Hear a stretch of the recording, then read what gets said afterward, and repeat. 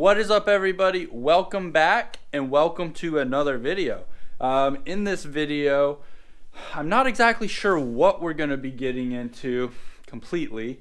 I think we're going to be taking the transmission back off, popping the new clutch and pressure plate, which I have ordered, and putting that all back together. So that is one thing that I think we're going to be doing. Another thing came in the mail today, which was this. This is the relay box, or 5 spots for relays, and then I'm not sure exactly what this spot is for. Maybe a different style relay right here. It looks a little different, you can see. And then we've got like 6 spots here for fuses. So that will be going under the out here in the engine compartment somewhere, probably bolted to one of the fenders. Off camera, I had to replace a brake line, which was this line right here that ran from here all the way to the back, to back here. Right at this fitting here, it had rusted. I need to clean my shop up, guys. It really is a disgrace, and I hate working in conditions like this. It's just really bad. Finally got some space cleared out on the work bench, which was good. Also, boom, if you can see, the dash is, or the glove box is out, sat like this. So what I'm gonna do now is I have to pull the actual dash off to remove this panel here. So there's screws right here. I'm gonna remove those. Hopefully this pops off nice and easy. If not, well, we'll see how it goes on. So all you Jeep guys are going to correct me, but you have to take off these 2 bolts on either side, and then the windshield folds forward, and then you can access all the bolts, screws, sorry, that remove everything. So that is what we are going to have to do. As you can see, we've got everything off. It's actually fairly easy, but the only thing is we still have this heater control box left in there, and I don't want to unhook all that stuff, so I'm going to try to leave it right here. It will probably be at this state for a while, because right now, as it is, I have access to everything under the dash. Super easy for the clutch pedal, the brake. I'm gonna have to make my own throttle cable, which comes out right there, down here. So I'll probably leave it like this for a while, actually, because I can do everything under here that I need to, and it will help Josh out with the wiring. So these were the speakers we were getting to. It looks like they are not factory speakers, unless Eclipse speakers were factory, but it looks like someone's messed with them a little bit. And I'm just not, I think if I remember correctly, they were buzzing. So we're just going to put new speakers in, and then run some new speakers throughout the whole Jeep, sub, stuff like that. Make it sound really good. So I was a little curious. Like I've said this whole time, this Jeep is a budget build. Try not to spend little as money as possible. So I pulled these speakers out. I thought that they were crackling before, but I remembered that it was the speakers that someone had put up on the, like above the rear view mirror, there was a speaker box up there, and that's where that was crackling from. And these ones weren't connected to the actual stereo. So I pulled them out and look at them. I mean, they look very good. They're clips. Anyways, I hooked them up to my stereo in the shop, and they were coming out clear, no cracking at all, crystal clear, and had very good sound quality actually. So I don't know much about audio, but I'm gonna go ahead and reuse these and save myself some money, but I'm gonna go ahead and put them back in eventually. I'm gonna leave them out for now because I'm gonna let my buddy Josh do all the wiring. They go right in here, and they are aftermarket. They are not stock, so they're decent mirrors, or they're mirrors. I think they're decent speakers, and as you saw, there were 3 different amps in here. So they weren't working, and I realized that there's a fuse box or a fuse down in the bottom. So hopefully we can get them to work. They're old, I know, but we'll see about we'll see about getting this one back for the sub, and then run the speakers all off of the bigger one. And then I gave one of them to my buddy Josh, who actually helped me, take it all apart. So that's kind of that. This with the dash off will make it so easy to work in here, and it will really help Josh do his thing. So I'm going to go ahead though, leave the speakers out for now. And that way that's kind of taken care of. I did end up tightening this banjo bolt down all the way, so when I get the fuel line we can run it there. Also for the fuel return, which is right here, I've got that one secured right here, but then also on the back of the head there is a fitting that tees into the return line. So I do need that fitting that's on the back of the head. I need to put that in. I'll probably try to put that in this weekend when I do the trans, when I do the clutch and all that. So we are knocking things out slowly but surely. I've said it before, and I'll say it again. If you take on a project like this, where you're literally stripping everything down to the bare metal, which is what we're doing, minus the paint at this point, but we are going to be doing that too at some point, maybe wrap, I don't know. But if you take on a job like this, it takes time, unless you can do like unless you have the means, I should say, to not work on your other jobs, or you don't have any other priorities, and you can just day after day work. It's just, it's gonna take time, and it all depends on how much money you have to go into it as well, because it can you can buy brand new stuff, which is some people's route and mode of how they do things. I'm a penny pincher, and I don't like to spend money. It's just kind of a thing. But with something like this, you either wait around for a good deal somewhere, or you buy brand new. And typically doing a swap like as extensive as I'm doing here, you just can't do it for cheap. But I am doing it for cheap, and that's why it's kind of taken so much longer. I'm just kind of waiting for deals. It is a new day.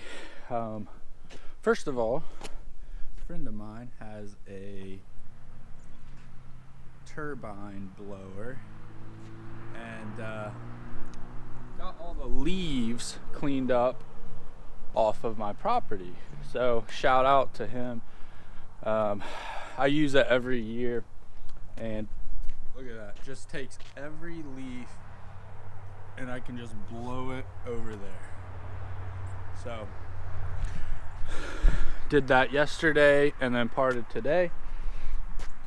Got the old 7.3 all cleaned up, and hopefully we won't have to deal with any more snow. The weather seems to be getting nicer and nicer. And we are back in the garage, finally. It's been a little while since we've been in here, but look what came in the mail. A new clutch and pressure plate.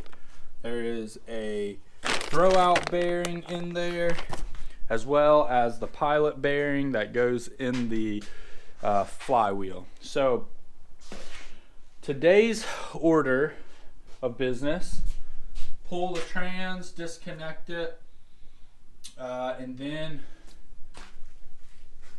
pop this on. I had to run to Earl's True Value, picked up grade 8 bolts for the pressure plate. These bolts, if you are interested, the bolt size is 5/16 inch by 18 and then by 0.75.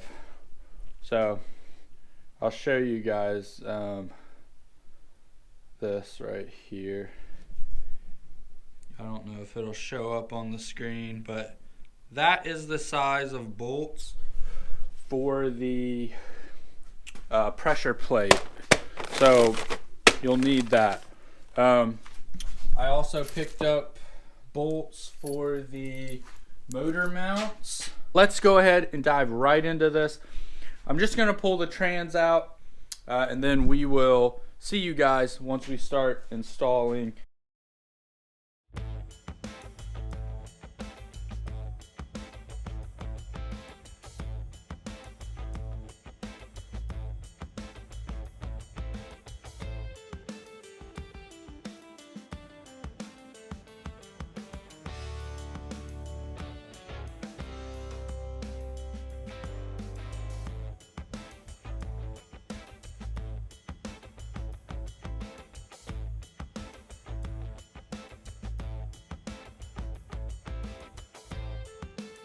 Alright guys, I did get the transmission down and it didn't fall.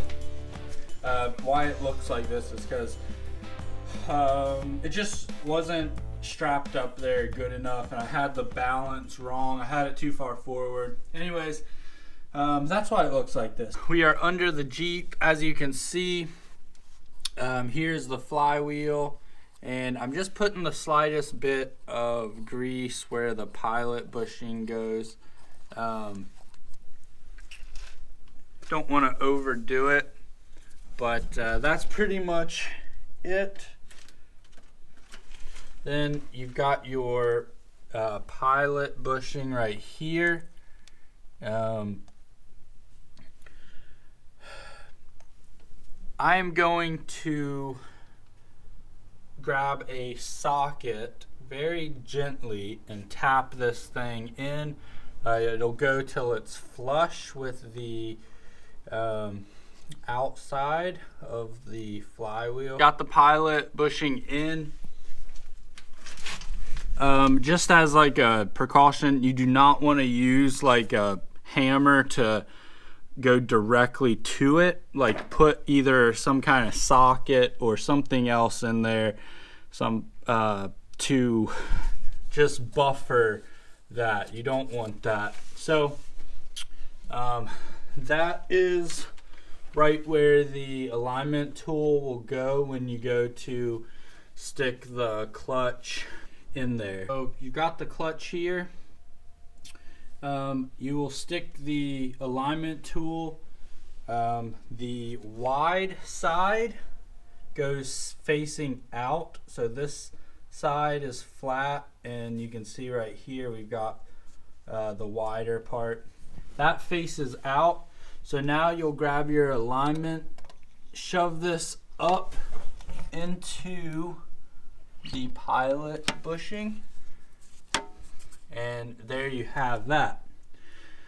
Now for the next step, you take big heavy pressure plate and you will stick this on. Now this flywheel does not have any dowel pins, so I'm gonna have to align it myself, which means I'm not gonna be able to hold you guys and do it at the same time. But pretty much you just slide this up here and align these holes right here, and then before you tighten it all the way down, you'll adjust this to where it is centered in the middle of this hole here, and then you can torque it down. I'm gonna use Loctite. I did check to make sure that my bolts fit, and as you can see, they screw in and is the perfect size. So I'm gonna go ahead and throw this on. I'll see you guys once it's done.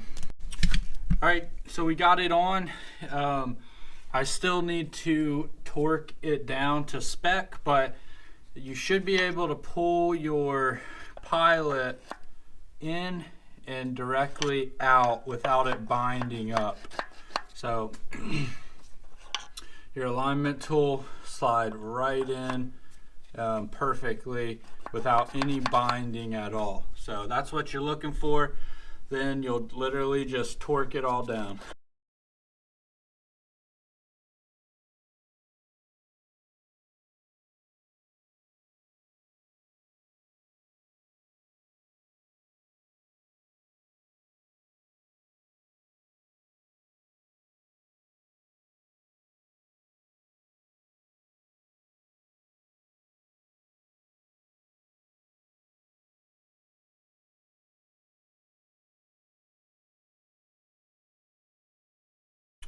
And just like that, you have everything torqued down, good to go. Next step is this throwout bearing right here. So, let's see. Oh yeah, this one's really loose. This one's nice and tight. So what we're gonna do is there's these clips right here that clip in. So right like this.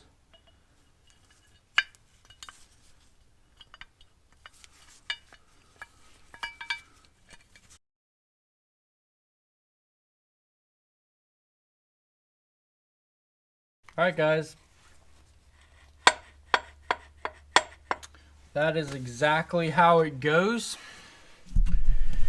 Right like this, if you can see that, hopefully.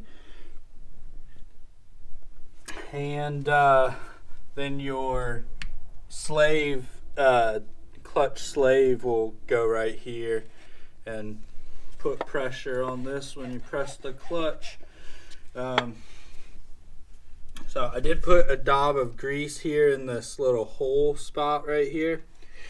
And now we can go ahead. I'll check one more time. I'll show you guys real quick. This is the alignment tool. It should slip in nice and easy like that, and pull out just as easy. So nice and easy. That's how you know it's properly aligned. If you don't have it properly aligned, you'll have no chance of getting the input shaft on the trans in to the clutch. So that's that. I'm gonna go ahead and pop this trans back up in here. I have some dinner plans, so I gotta wrap it up, but I did get the transmission back in there. So got the transmission all wrapped up. Just need to stick the starter in right there, and we'll be officially ready. Add some more fluid to it, but other than that, dialed in, guys. I think we're good. Trying to think. Everything went back in good, and we are getting closer and closer. That was the biggest step, I would say, knocked out. The next biggest step, or most expensive step I should say, is going to be the fuel system, the fuel pump. Once I get the fuel pump though, I believe I have everything to start this bad boy. So it's getting there one step at a time. But I think that'll wrap it up for now. Yeah, I think that'll do it, guys. I will catch you guys on the next upload. Keep grinding. I'm out.